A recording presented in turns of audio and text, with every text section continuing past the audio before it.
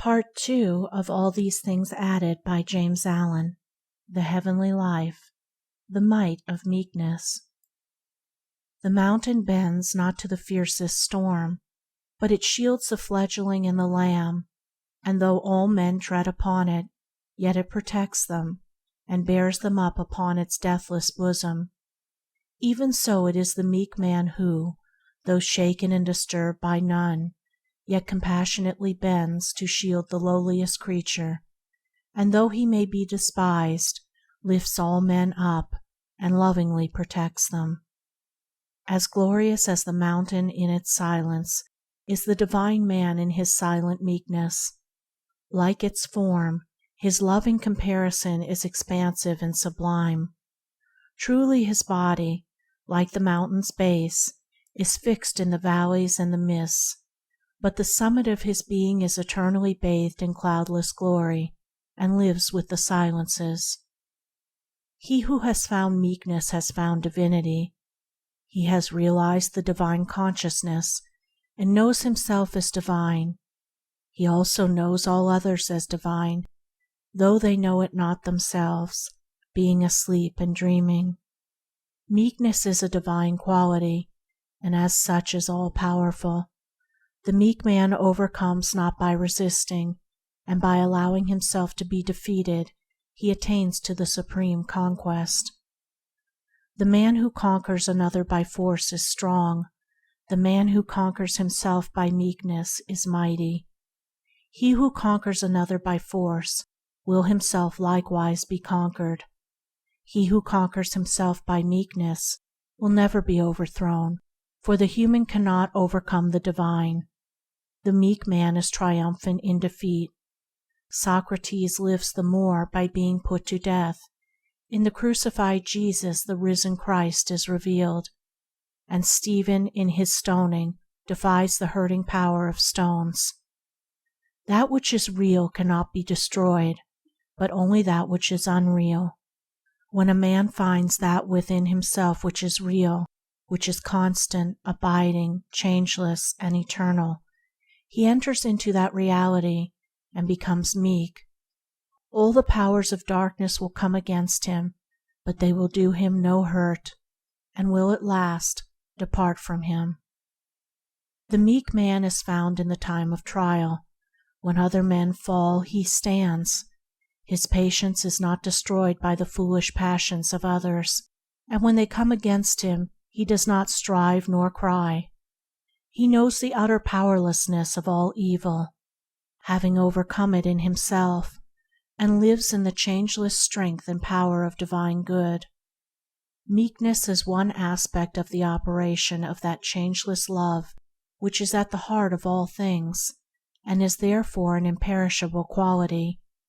He who lives in it is without fear, knowing the highest, and having the lowest under his feet.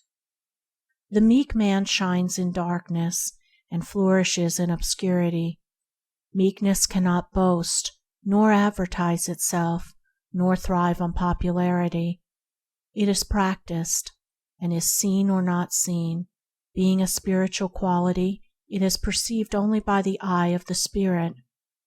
Those who are not spiritually awakened see it not, nor do they love it, being enamored of and blinded by worldly shows and appearances. Nor does history take note of the meek man.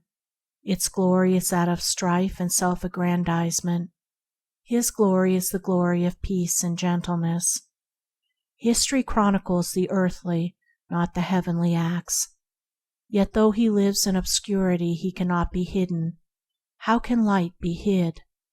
He continues to shine after he has withdrawn himself from the world, and is worshipped by the world which knew him not. That the weak man should be neglected, abused, or misunderstood is reckoned by him as of no account, and therefore not to be considered, much less resisted. He knows that all such weapons are the flimsiest and most ineffectual of shadows. To them, therefore, who give him evil, he gives good. He resists none, and thereby conquers all. He who imagines he can be injured by others, and who seeks to justify and defend himself against them, does not understand meekness, does not comprehend the essence and meaning of life. He abused me, he beat me, he defeated me, he robbed me. In those who harbor such thoughts, hatred will never cease. For hatred ceases not by hatred at any time. Hatred ceases by love. What sayest thou? Thy neighbor has spoken thee falsely? Well, what of that? Can a falsity hurt thee? That which is false, and there is an end of it. It is without life, and without power to hurt any but him who seeks to be hurt by it. It is nothing to thee that thy neighbor should speak falsely of thee, but it is much to thee that thou shouldest resist him, and seek to justify thyself, for by so doing thou givest life and vitality to thy neighbor's falseness, so that thou art injured and distressed. Take all evil out of thine own heart, then shalt thou see the folly of resisting it in another. Thou wilt be trodden on? Thou art trodden on already if thou thinkest thus. The injury that thou seest as coming from another comes only from thyself. The wrong thought or word or act of another has no power to hurt thee unless thou galvanize it into life by thy passionate resistance, and so receivest it into thyself. If any man slander me, that is his concern, not mine. I have to do with my own soul, not with my neighbor's. Though all the world misjudge me, it is no business of mine, but that I should possess my soul in purity and love, that is all my business. There shall be no end to strife until men cease to justify themselves. He who would have wars cease, let him cease to defend any party, let him cease to defend himself. Not by strife can peace come, but ceasing from strife. The glory of Caesar resides in the resistance of his enemies. They resist and fall. Give to Caesar that which Caesar demands, and Caesar's glory and power are gone. Thus by submission does the meek man conquer the strong man, but it is not that outward show of submission which is slavery, it is that inward and spiritual submission which is freedom. Claiming no rights, the meek man is not troubled with self-defense and self-justification. He lives in love, and therefore comes under the immediate and vital protection of the great Love, which is the eternal law of the universe. He neither claims nor seeks his own.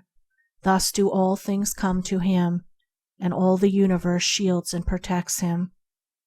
He who says, "I have tried meekness and it has failed," has not tried meekness. It cannot be tried as an experiment. It is only arrived at by unreserved self-sacrifice. Meekness does not consist merely in non-resistance in action. It consists preeminently in non-resistance in thought, in ceasing to hold or have any selfish, condemnatory, or retaliatory thoughts. The meek man, therefore, cannot take offense or have his feelings hurt. Living above hatred, folly, and vanity, meekness can never fail. O thou who searchest for the heavenly life, strive after meekness, increase thy patience and forbearance day by day, bid thy tongue cease from all harsh words, withdraw thy mind from selfish arguments, and refuse to brood upon thy wrongs.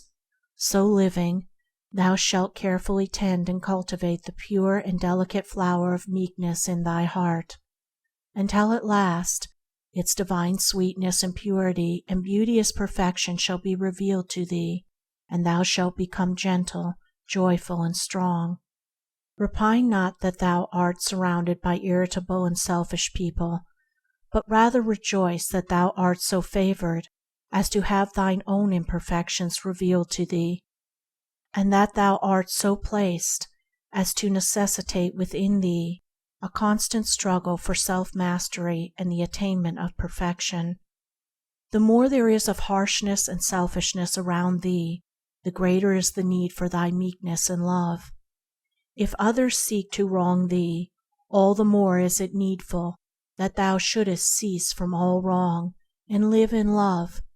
If others preach meekness, humility, and love, and do not practice these, trouble not, nor be annoyed, but do thou in the silence of thy heart and in thy contact with others practice these things, and they shall preach themselves.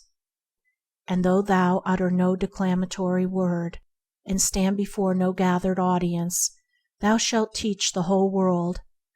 As thou becomest meek, thou shalt learn the deepest secrets of the universe. Nothing is hidden from him who overcomes himself. Into the cause of causes shalt thou penetrate, and lifting, one after another, every veil of illusion, shalt reach at last the innermost heart of being. Thus becoming one with life, thou shalt know life, and seeing into its causes, and knowing realities, thou shalt be no more anxious about thyself and others and the world, but shalt see all things that are engines of the great law. Canopied with gentleness, thou shalt bless where others curse, love where others hate, forgive where others condemn, yield where others strive, give up where others grasp, lose where others gain, and in their strength they shall be weak, and in thy weakness thou shalt be strong, yea, thou shalt mightily prevail. He that hath not unbroken gentleness hath not truth.